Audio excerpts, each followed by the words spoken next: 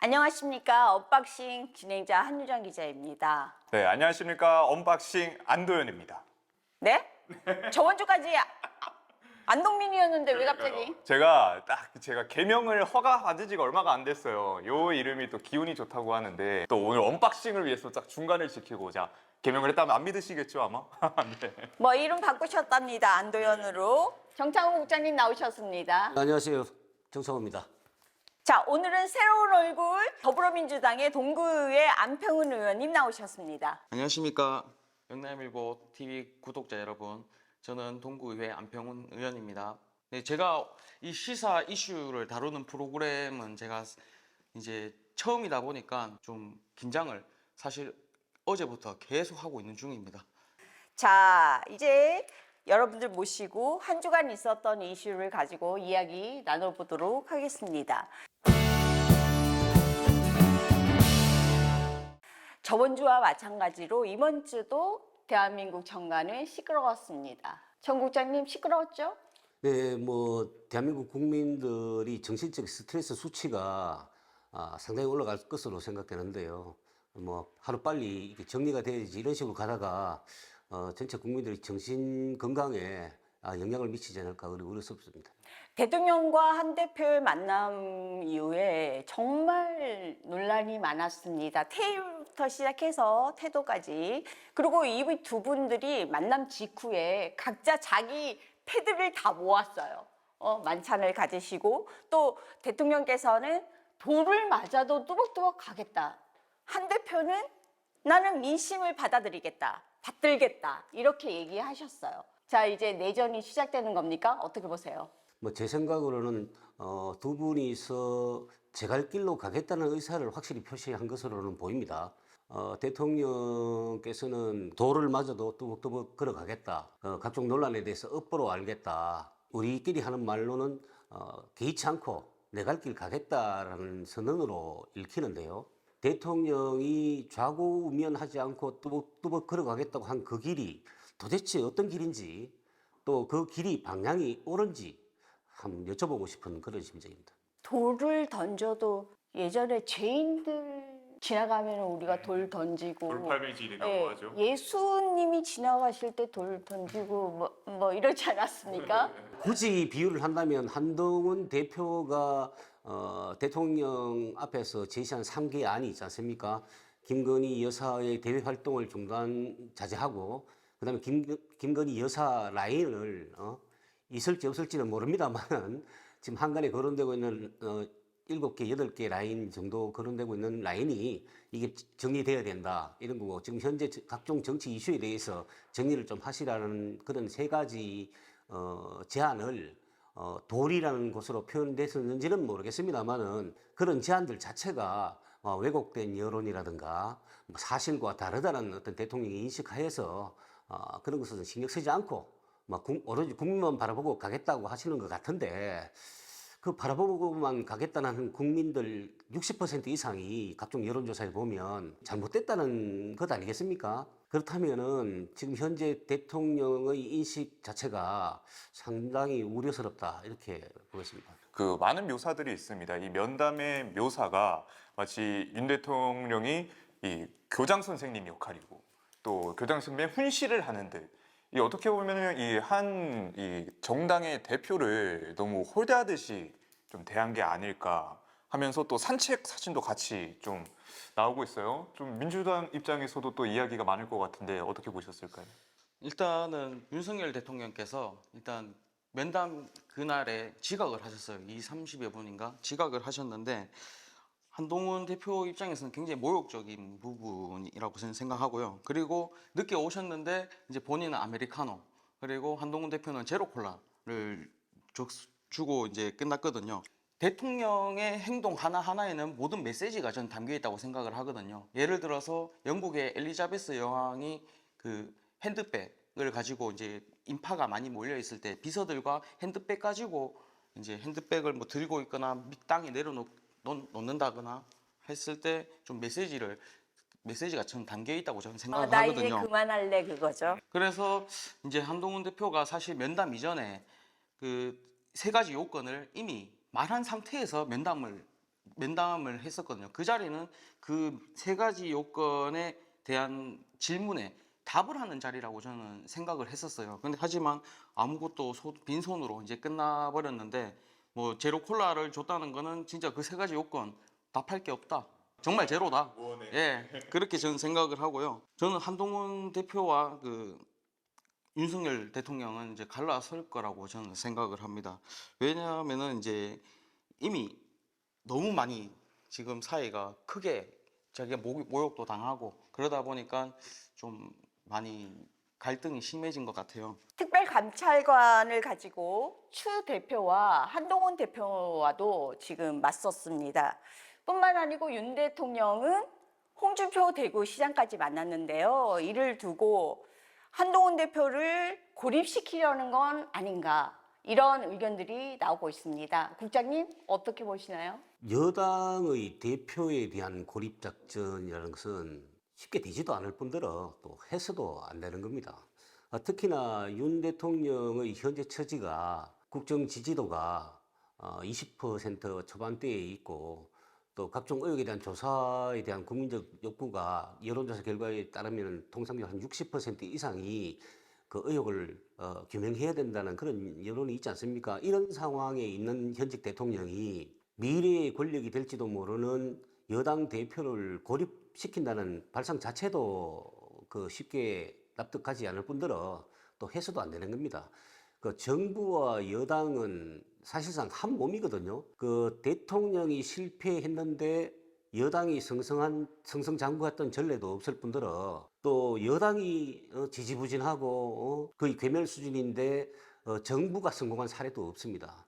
따라서 대통령의 실패는 여당의 실패고 여당의 실패는 대통령의 실패인데, 다만 차이가 나는 것은 대통령은 5년 임기가 끝나면 그것으로 끝입니다.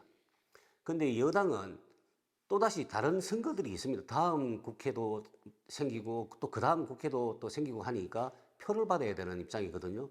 그래서 대통령은 윤 대통령은 아까 말씀하셨다시피 묵묵히 좌고우면하지 않고 갈 길 가셔도 되는지는 모르겠습니다만은 한동훈 대표를 둘러싼 국회의원들은 다음 총선도 생각해야 되고 그래야 된단 말이죠. 그러면 제일 무서운 게 대통령이 아니라 여론입니다. 힘을 가지고 있고 국민적 지지를 받고 있는 대통령은 무섭지만 국민으로부터 외면받거나 지지율이 낮은 대통령은 종이 호랑이에 불과하거든요. 근데 그런 종이 호랑이에 지금 불과한 것처럼 보이는 윤석열 대통령께서 한동훈 대표를 고립작전해서 고립시킨다? 되지도 않을 뿐더러 또 시도하지 않을 거라고 봅니다. 자, 민주당 입장에서는 이거 아주 잔치 분위기 아닌가요? 잔치 분위기라고는 할 수는 없죠. 네. 왜냐하면 국민을 생각하는 마음은 여야가 이제 따로 없지 않습니까? 그렇기 때문에 민주당에서도 굉장히 이런 부분에 있어서 걱정을 많이 하고 있는 상황입니다. 아, 그래요? 이제 국민들께서는 저기 국힘은 김건희를 수호하고 민주당은 이재명을 수호하는 당이라고 얘기들 하시는데 어떠세요? 뭐 수호를 뭐 이제 밖에서 보면 그렇게 보일 수도 있지만은 그래도 국민을 생각하는 거는 똑같은 마음이기 때문에 서로를 뭐 좀 걱정을 많이 하고 있습니다. 안 의원님께서는 30대 초반이시잖아요. 네. 그 나이대 시선으로 바라봤을 때 한동훈 대표와 윤석열 대통령의 산책하는 그 모습, 네. 주머니에 대통령을 손 꽂고 계시고 네. 그 모습을 보셨을 때 기성세대시잖아요. 네네. 어땠습니까? 대통령부터가 그런 모습을 좀 탈피를 해야 된다고 저는 생각을 하거든요. 젊은 청년들이 바라보는 시각에 있어서는 그런 모습들이 별로 청년들은 와닿지가 않거든요. 그렇기 때문에 대통령께서 먼저 좀 그런 모습의 권위적인 모습이나 그런 모습을 좀 탈피를 하시고 좀 국민들과 좀 소통을 해주셨으면 좋겠습니다. 윤한 내 갈등이 지금 고조되고 있다라는 게 이제 모두가 아는 사실이 됐는데, 이 민주당이 이재명 대표는 또 한동훈 대표에게 또 손을 또 내밀었습니다. 이제 한번 보자라는 발언으로 실제적으로 이제 두 번째 여야 회담이 이제 예정이 되어 있죠. 뭐 빠르면은 뭐 이달 말, 뭐 늦어도 11월 초 중 이렇게 보고 있다라고 하는데, 이 특검법 수정안 까지도 고려하고 있다라고 하는데 이 민주당 입장에서는 좀 어떤 걸 준비하고 또 어떻게 생각하시는지. 아무래도 지금 현재 한동훈 대표와 그 윤석열 대통령 사이가 너무 갈등이 심해요. 그렇기 때문에 한동훈 대표가 자당의 국회의원분들을 이제 설득을 해서 아무래도 이재명 대표와 손을 잡고 김건희 특검에 뭐 앞장서진 못하더라도 뭐 동참하지 않을까라고 저는 생각합니다. 근데 사실 이게 이상하거나 뭐 예상하지 못한 상황은 아니거든요. 2016년에 국정농단 사건부터 해서 이제 민주당 정부에 들어와서 이제 검찰 쿠데타, 한동훈 대표가 윤석열 대통령 옆에서 그걸 보고 커왔거든요. 그렇기 때문에 이 부분에 있어서 한동훈 대표가 이제 윤석열 대통령에게 보고 배운 것을 그대로 또 실행을 해도 이상하지 않다고 저는 생각합니다. 한동훈 대표와 이재명 대표가 지향하는 바가 굉장히 틀립니다. 이게 지향하는 바가 같고 가치가 똑같으면 손을 잡고 뭐 이렇게 할 수 있겠지만 특검을 바라보는 시각 자체가 워낙 차이가 납니다.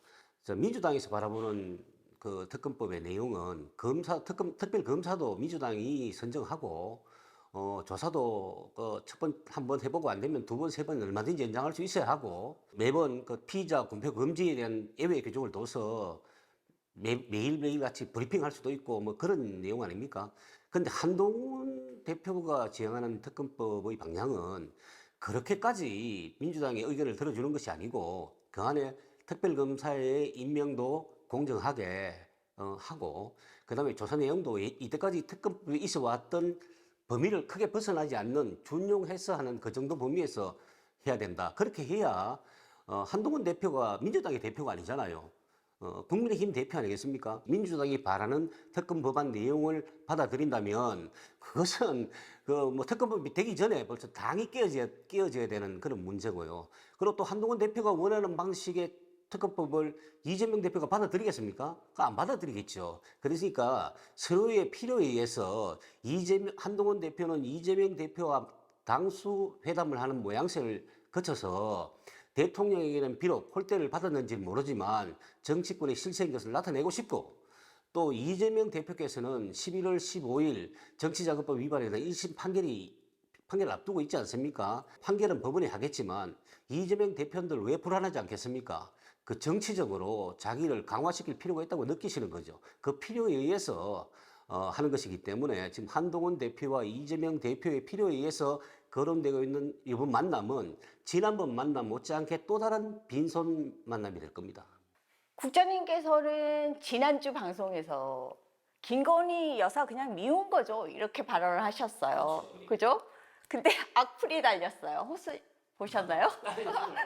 김건희 여사가 아무 짓도 안 했는데 우리가 미워하냐고 막 그러셨어요. 정치가 그렇습니다. 정치는 일반인들 생활할 때는 패턴이 명확하지 않아도 뭐 미루어서 짐작하거나 추측하거나 그렇게 하지 않습니다.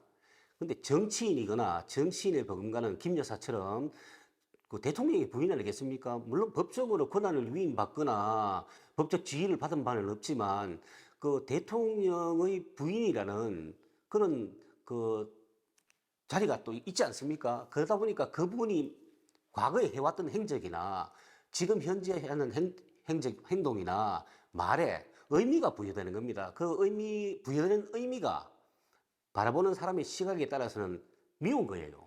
근데 그 밉다고 생각하는 분들이 지금 여론조사에 의하면 좀 많아진 겁니다. 국민 중에 대다수는 한 대표가 홀대를 받았고 푸대접을 받았고 무시당했다고 생각을 하시는 게 현실입니다. 근데 한동훈 대표가 개인 자격으로 거길 가신 건 아니고 국민의힘 당대표로서 가신 거지 않습니까? 만찬에서 회동을 또 친한계 분들하고 하셔서 이런저런 얘기를 하셨을 거예요. 언론에 노출은 이제 다 안 하셨겠지만 분명히 무슨 대책을 세우셨을 거란 말이에요.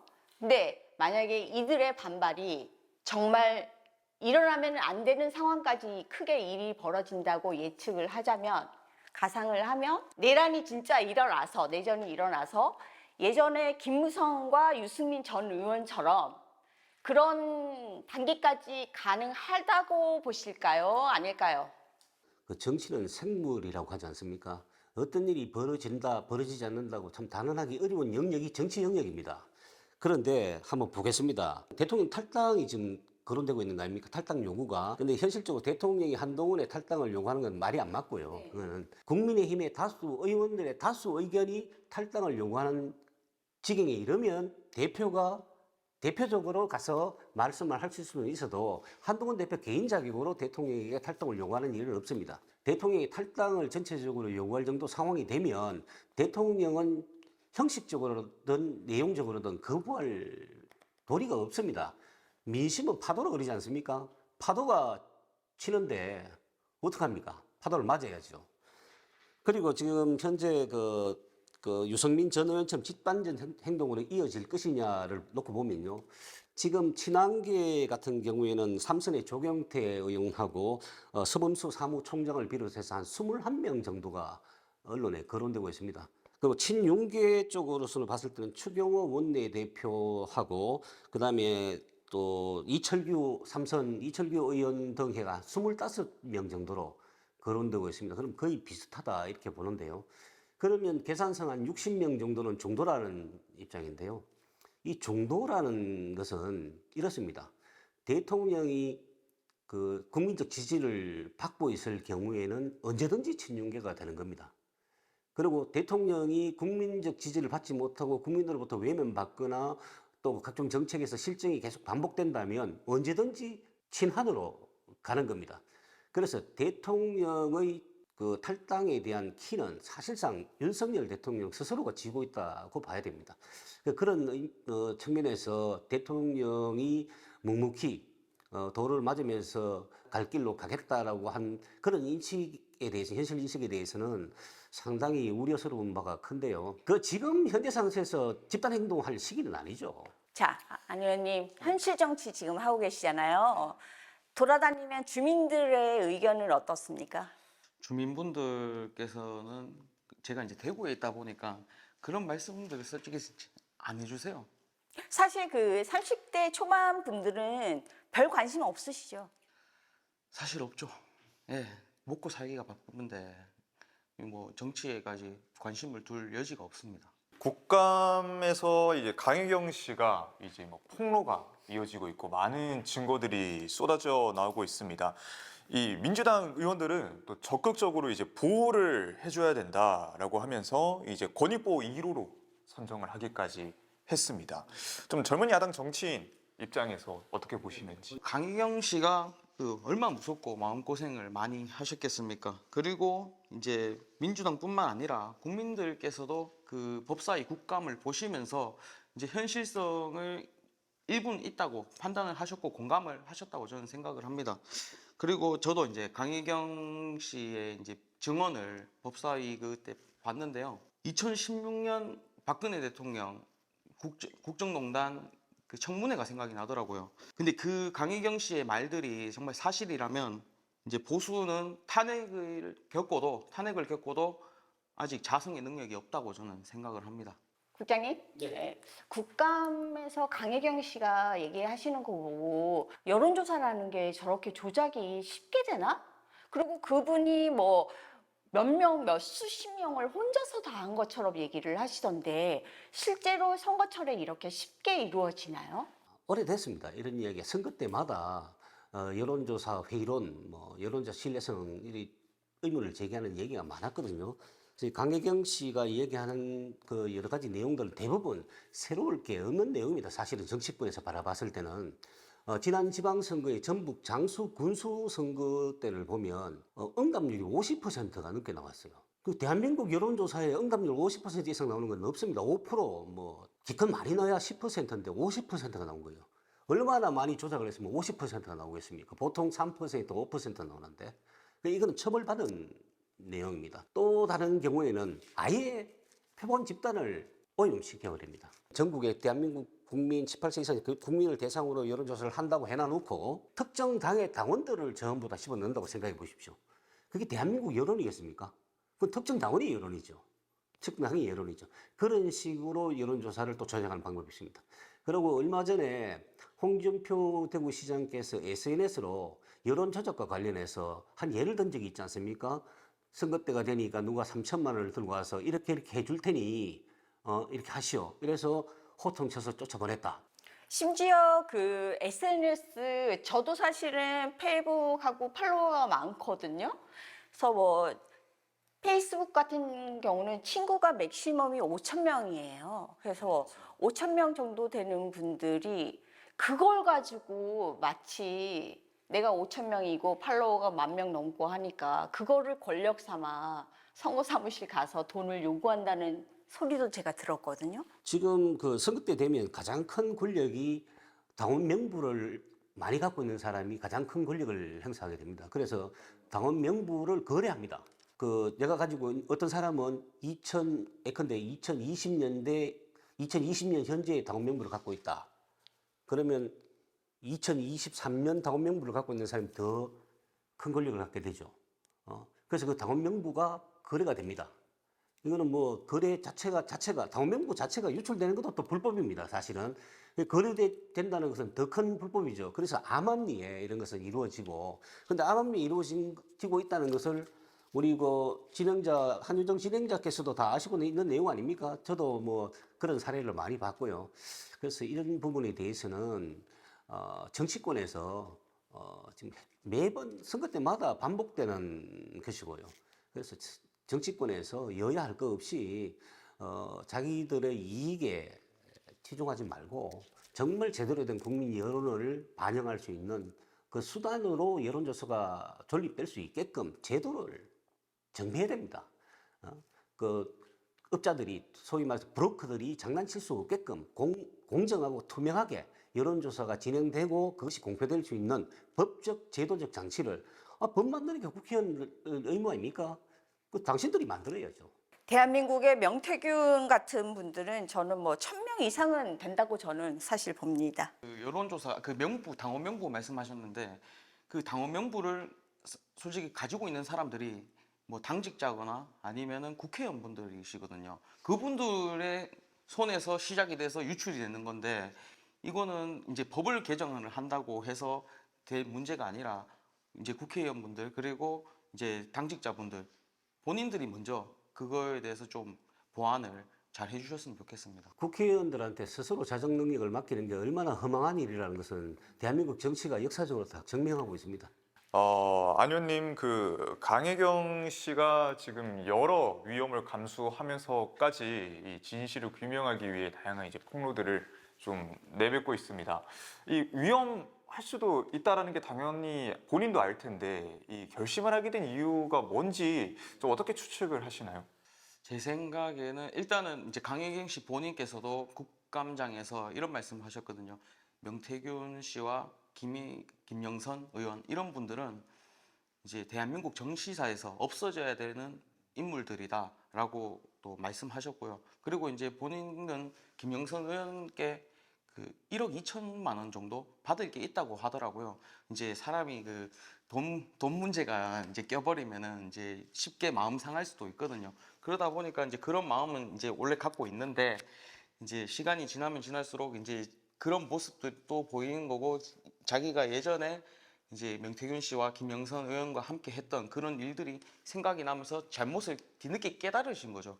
그렇기 때문에 이제 그런 위험을 감수하고도 폭로를 하지 않았나라는 생각이 들고 일단 먼저 저는 검찰을 뭐 신뢰를 하진 않습니다만 그래도 검찰에서 좀 적극적인 수사를 하셔가지고 지금 명태균 씨 컴퓨터도 이제 포렌식 등을 한다고 하더라고요. 빨리 이런 진실들이 밝혀져가지고 좀 국민들이 알게 됐으면 좋겠습니다. 정창호 국장님, 강혜경 씨가 이렇게 나선 이유가 진짜 이유가 뭐라고 생각하세요? 글쎄요, 본인 아니면 누가 알겠습니까? 그렇게 다만 일반적인 시각으로 바라봤을 때 과연 강혜경 씨가 대한민국의 왜곡된 정치 환경을 바로잡고 또 국민적 의혹을 해소하기 위한 어떤 그런 공익적인 차원에서만 이런 일을 했겠느냐에 대해서는 뭐 선뜻 저는 동의하기 어렵습니다만 어찌됐든 뭐 선의가 어찌됐든 간에 이미 이슈가 된 것이고요. 그 자체로 강혜경 씨가 만약에 그 의혹이 사실이라면 강혜경 씨는 뭐 강혜경 씨 의혹 제기 저 자체가 나름대로 의미가 있는 겁니다. 그 속내가 뭐 아까 안 의원 잠깐 거론했습니다만은 개인적인 부채 그게 무슨 이유가 되겠습니까? 그와 상관없이 제기됐던 의혹 그 안에 있는 내용이 진짜인가 아닌가? 만약에 그것이 가짜라면 강혜경 씨는 또 처벌받아야 되겠죠. 진짜라면 그 안에 있는 내용에 합당한 또 법적 책임을 그 의혹 제기 당사자들은 또 받아야 되는 것 아니겠습니까? 그래서 강혜경 씨의 그 어떤 진심이 어떤 것이냐, 의도가 어떤 것이냐를 따지는 것은 뭐 지난한 일은 아닌가 이렇게 생각합니다. 네, 오늘의 주제는 여기까지 하겠습니다. 네, 여러 솔직한 진실들이 필요할 때입니다. 흔히 아이들에게 솔직하게 말하면 용서해준다라고 하죠. 혼이 나던 용서를 하던 무엇보다 중요한 건 솔직하게 말하는 것이지 않을까 생각이 됩니다. 많은 국민들이 솔직한 답변을 기대하고 있습니다. 다음 시간에도 더 많은 이슈 들고 찾아오겠습니다. 네, 저희가 준비한 2주의 이슈 여기까지입니다. 다음 시간 좀 더 다양한 이슈로 인사드리겠습니다. 함께해 주셔서 감사합니다.